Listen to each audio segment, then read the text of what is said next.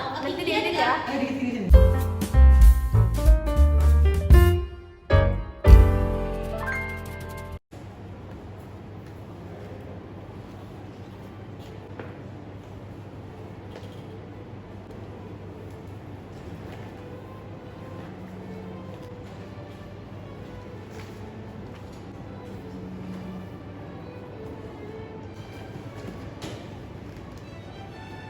Halo, perkenalan diri dulu dong.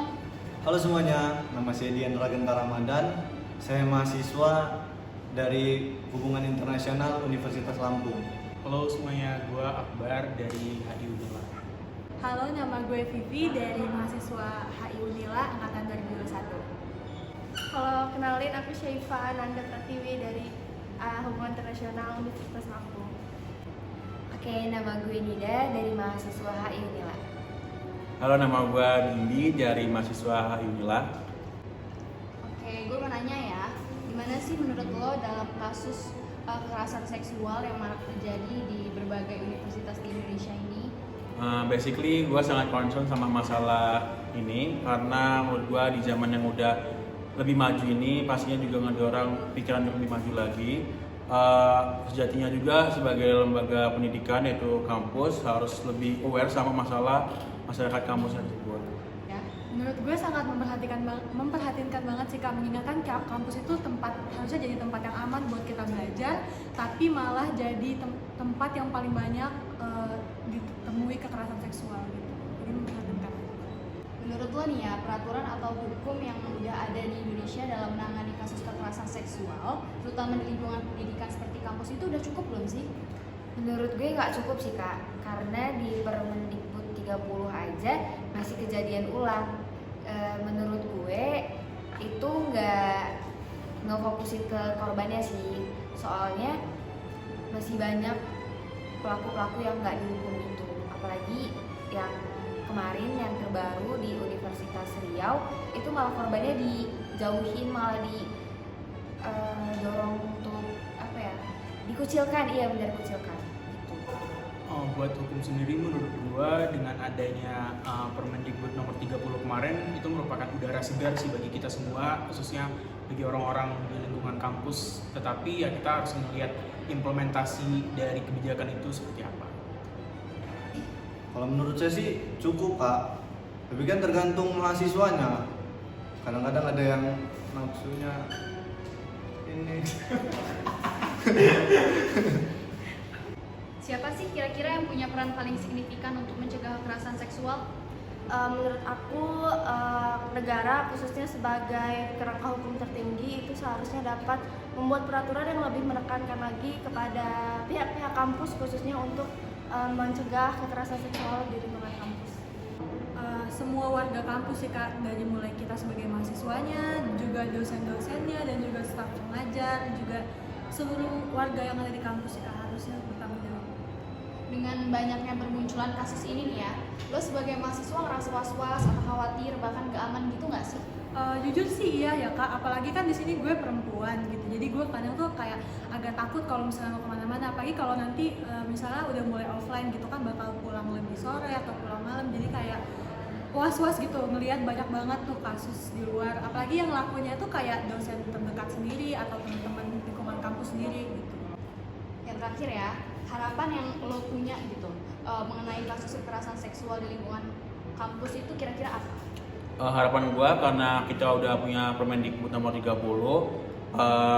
gue sih pinginnya kita sama-sama mematuhi dan memperjuangkan juga, dan juga sama-sama memperjuangkan suara rakyat tentang RUU PKS. Saya harap sih jarang terjadi ya Kak. Soalnya sangat berbahaya sekali Kak. Jarang apa jangan? Jangan sampai terjadi. Ya. Harapan pasti punya, semoga kekerasan seksual di kampus itu minim adanya dan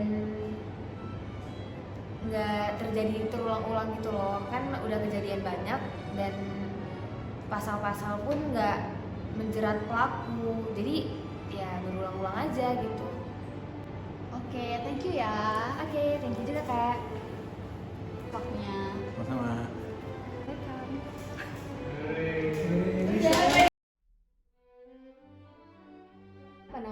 dalam melihat kasus kekerasan seksual yang marak terjadi di berbagai universitas di Indonesia? Ya, baik. Terima kasih.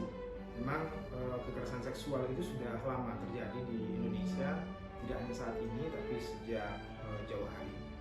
Masalahnya adalah mungkin dahulu belum banyak terekspos, tapi saat ini sudah mulai terekspos, terlebih pada saat ini sudah lahir peraturan Menteri Pendidikan dan Ristek nomor 30 tahun 2021 tentang penanganan kekerasan seksual di perguruan tinggi. Seyogyanya dengan aturan ini tentu saja harus dipahami bersama, baik itu dari kalangan pengajar, baik ya pendidik, tenaga pendidik, dosen dan juga kalangan mahasiswa, agar berhati-hati dalam langkah dan memiliki batasan-batasan dalam konteks hubungan relasi antara dosen dan mahasiswa khususnya.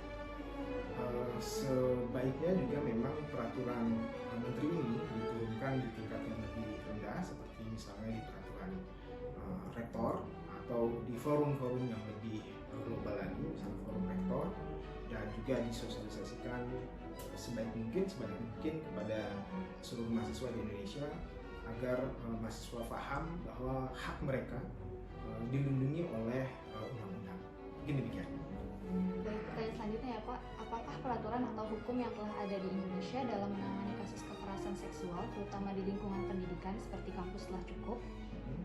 Ya, munculnya peraturan Menteri Pendidikan dan Ristek nomor 30 tahun 2021 ini tentu saja menjadi sebuah barometer dalam penanggulangan kekerasan seksual, baik itu yang terjadi di lingkungan kampus khususnya, juga terjadi di luar kampus, tapi relasi antara pendidik, dosen dan juga mahasiswa. Saya berpendapat bahwasanya implementasi dari peraturan menteri ini tentu saja tidak cukup baik jika tidak ada aturan di bawahnya yang mempertegas bahwa memang tidak boleh melakukan kegiatan-kegiatan di luar batas-batas kesusilaan yang tercantum di aturan-aturan misalnya di peraturan-peraturan di tingkat universitas. Mana solusi untuk menangani kasus kekerasan seksual dan siapa yang punya peran paling signifikan untuk mencegah kekerasan seksual di lingkungan kampus? Ya, berbicara tentang solusi tentu saja harus ada kesadaran ya antara berbagai pihak, baik dari dosen dan mahasiswa. Kekerasan seksual ini kan tidak hanya terjadi dari sisi mahasiswi saja, bisa saja terjadi dari sisi mahasiswa. Kan tidak hanya kalau kita bicara konsep gender kan tidak hanya perempuan yang menjadi korban, bisa saja laki-laki yang menjadi korban untuk kekerasan seksual. Dan tidak hanya mahasiswi atau mahasiswa, bisa saja dosen juga menjadi korban dalam kekerasan sosial oleh mahasiswanya atau oleh mahasiswanya atau oleh orang lain yang berada dalam lingkungan kampus. Solusi yang paling sederhana menurut saya adalah menjaga hubungan, bahwa memang relasi antara dosen dan mahasiswa itu adalah relasi interaksi yang simbiosis mutualisme, dan itu harus dipertegas dengan aturan di tingkat universitas maupun di tingkat fakultas yang mengatur hubungan tersebut. Solusi yang kedua adalah tidak membuka peluang untuk terjadinya kekerasan seksual. Misalnya pada saat bimbingan skripsi, mahasiswi perempuan itu harus minimal ditemani oleh mahasiswi lain, atau bimbingan skripsi tidak boleh dilakukan di tempat tertutup, harus dilakukan di tempat terbuka yang bisa diakses oleh banyak orang, bisa dilihat oleh banyak orang.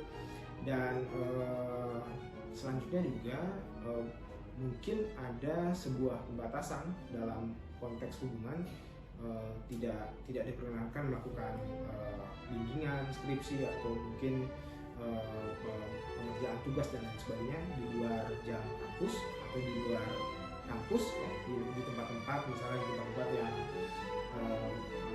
yang mencurigakan dan juga bisa menimbulkan bibit-bibit pelecehan seksual.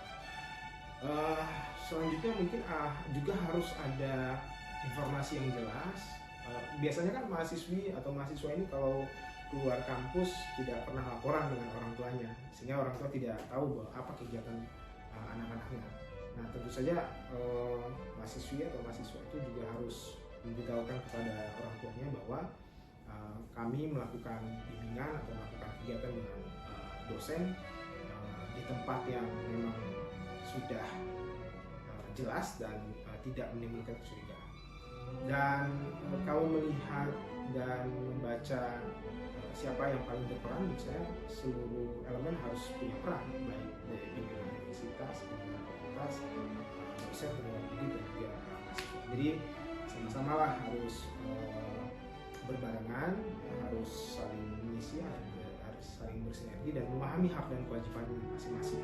Apa harapan yang Bapak miliki mengenai kasus kekerasan seksual di lingkungan kampus ke depannya? Ya, kalau saya di FISIP sendiri ada beberapa kasus ya pelecehan seksual dan sudah ditangani dengan baik, dan saya pikir tidak akan ada lagi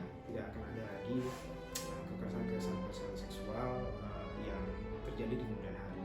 Tentu saja kita harus bisa membantu baik itu mahasiswa dan juga dosen mengingatkan bahwasannya hubungan relasi dosen dan mahasiswa atau hubungan relasi antar mahasiswa atau antar dosen dan antar pendidik itu adalah hubungan yang bersifat simbiosis mutualisme, saling menguntungkan, tetapi dari sisi profesional, dari sisi untuk mencoba mendidik mahasiswa menjadi orang yang lebih baik. Dan juga dosen itu kan juga merupakan guru ya, yang mempunyai tanggung jawab dan juga mempunyai idealisme untuk mendidik mahasiswa menjadi orang yang berpikir kritis. Dan saya juga ingin mengatakan bahwasanya kegiatan-kegiatan yang sifatnya tidak terkoordinir, ya, baik itu kegiatan di dalam kampus maupun di luar kampus, walaupun masih dalam skup kemahasiswaan, itu sudah harus tidak ada lagi, harus ada koordinasi dengan para pimpinan.